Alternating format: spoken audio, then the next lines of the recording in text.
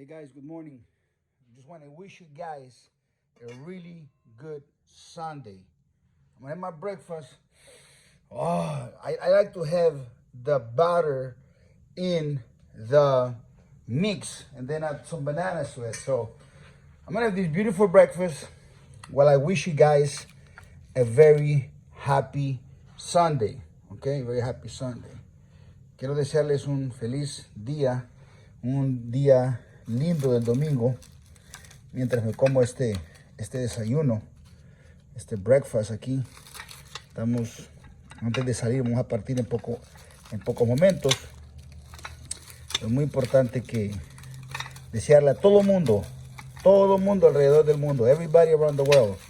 I want to wish you guys a happy Sunday. You know,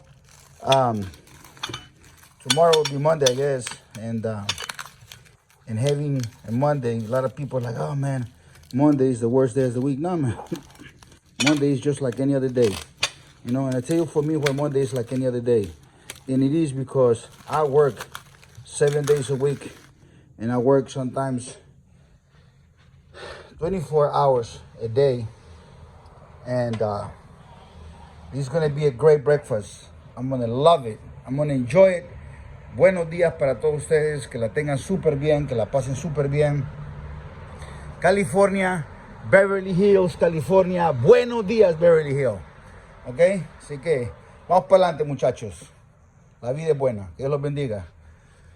Y todas las personas que están deseándonos bendiciones y buenas vibras, le agradecemos a todos, porque la vida debe ser así. Pues, o sea, hay que desearle bien a todos. Como yo hago este video, deseándole bien a todo el mundo. A lo mejor black, no azúcar. Suavecito, americano. Y ahora mismo me despido de ustedes. Lo mejor de la vida. Que Dios los bendiga. El olor, oh my God, el olor es increíble. Que Dios los bendiga, amigos. Felicidades, su amigo Chico López.